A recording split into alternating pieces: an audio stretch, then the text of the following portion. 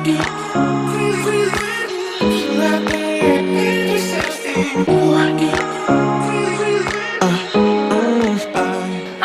好，咁我今日咧就會同大家講呢個愛情嘅 topic 啦。咁因為上次咧講完嗰 Q&A 咧，大家都好似好有興趣咁樣。咁我今次個主題咧就會同大家講有邊種嘅男人咧係要不得嘅。呢啲經驗啦，都係從我嘅朋友啦，或者我自己眼見嘅一啲 case 啦。咁我自己咧都有啲真實嘅第一身嘅分享而得出嚟嘅結果嚟嘅。咁第一種嘅男人咧，我覺得係唔要得嘅咧，就係經常性投訴你嘅身形，或者經常性投訴你嘅樣，或者你嘅一切嘅一個男人，係佢唔滿意你嘅人，或者佢對你根本就覺得你唔夠好，咁所以佢就會不停揾好多嘢挑剔出嚟，咁就話啊你個身哇咁肥嘅，哇你隻腳咁粗嘅，哇你個鼻唔夠高嘅，你睇人哋塊面幾尖，你睇人哋個樣幾靚，咁但係咧有好多女仔好傻，因為聽啲男仔咁講咧，就以為自己真係唔夠好，就冇晒自信心，咁跟住之後咧就走去做好多嘢啦為佢，但係我可以同你講一啲都唔值得。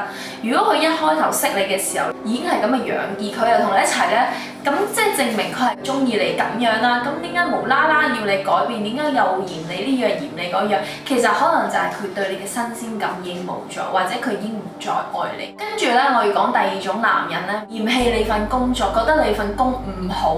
咁我話說我以前有個男朋友，咁佢就話我唔中意你做 TVB， 我唔中意你拍戲啊，你唔好做啦，你就同我一齊去嗰度，我又有翻份工，你喺屋企煮飯啊，執屋啊咁樣啦。咁嗰陣時咧，我記得我身邊所有朋友同我講啦，女人咧只有兩樣嘢係自己嘅，就係錢同埋事業。如果你呢兩樣嘢都冇咗嘅時候，你就乜都冇。意思係，如果當個男人離開你嘅時候，你連呢樣嘢都冇晒。咁嗰陣時我就唔聽啦，咁我就一意孤行咁樣就要即係跟佢去闖蕩。咁當然個結果就係失敗咗。咁我翻到嚟香港嘅時候，我係真係乜都冇。咁所以我呢個故事係教訓大家，千祈唔好將佢睇得咁重，佢唔係你嘅全宇宙。到第三種男人咧，我覺得係唔要得嘅咧，就係打女人嘅男人。我細個咧成日都俾我爸爸打嘅，真係咧有咩事都打。佢就同我講啊，其實我打你，因為我愛你，我緊張你先打你咁樣啦。咁所以咧，我好細個已經有個 concept，就覺得個男人打我，因為佢愛我。去到我第一個男朋友嘅時候咧，佢又打我啦，咁即係佢每次都喊住咁同我講，哦，因為太緊張你，我覺得個男人咧係想追你咩咁樣，我唔中意佢望住你眼神，所以我打咗你。但係我因為太愛你，我嗰陣時真係信我嗰陣時真係覺得佢打我係因為佢愛我，根本唔係，係因為佢暴力狂，係因為佢躁狂症，係因為佢好佔有欲太強，或者係佢控制唔到自己脾氣，佢嘅脾氣情緒有問題。所以如果你經歷呢樣嘢，而你不停揾緊藉口話俾自己聽，嗰個男人係愛你先打你嘅話，你係錯嘅。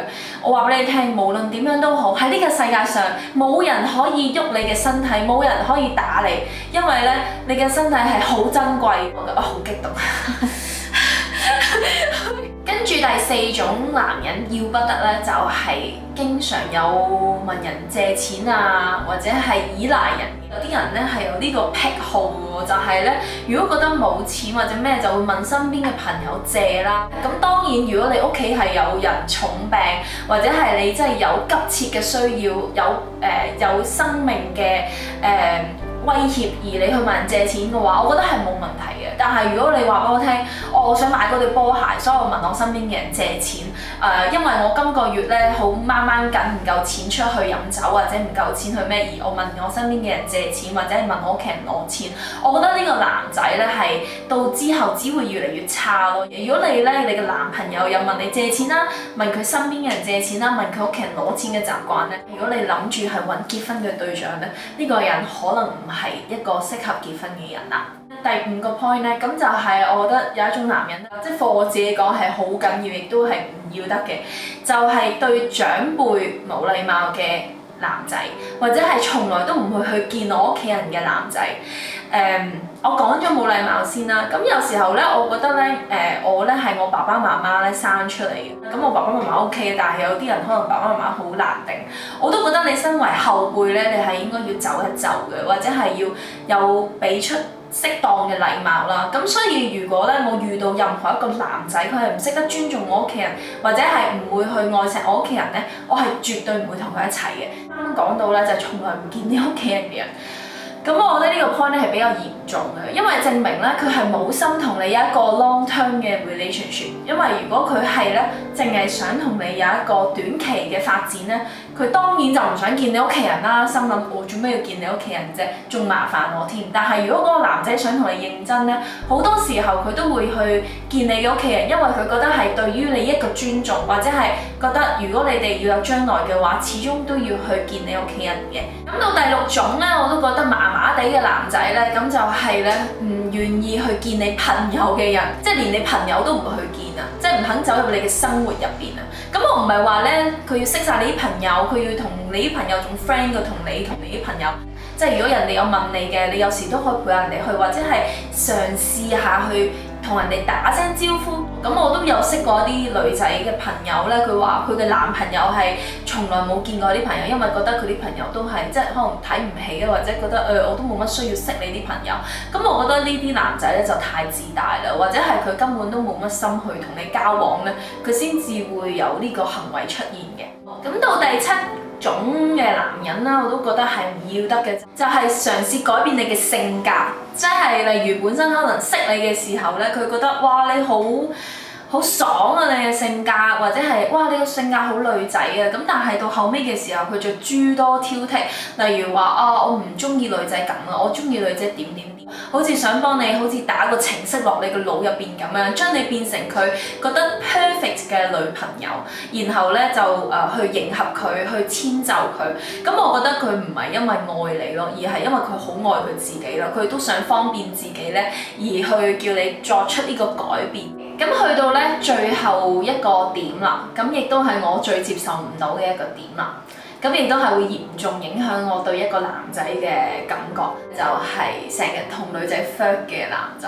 唔係話你嘅電話簿一定要得返我一個女仔，即係你都可以有女性嘅朋友嘅，冇問題。但係我最接受唔到佢例如好多嘅連篇嘅大話，一個只不過咁樣啦。咁我覺得咧，你咧真係原諒得佢一次咧，都總有第二次。咁所以如果咧你個男朋友另一半咧係有鋪講大話嘅人，咁我就覺得係唔係咁 OK 咯。呢個係我自己嘅個人嘅一個睇法啦。不過最後咯，我就想同大家講下，如果咧嗰個男仔係話俾你聽，我已經有老婆，或者係我係唔係一個好嘅男人，或者係我係咁，而你都要黐埋佢咧，咁呢個唔係個男人嘅問題喎，係你有問題喎。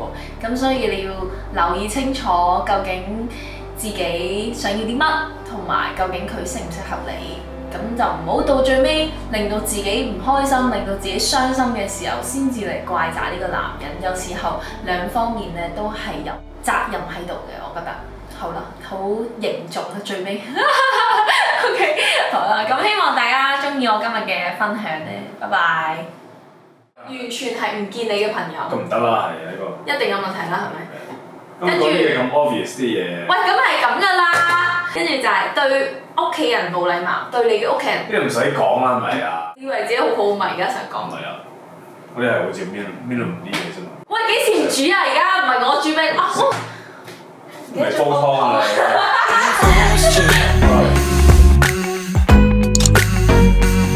！But I need you, and you're off my radar now.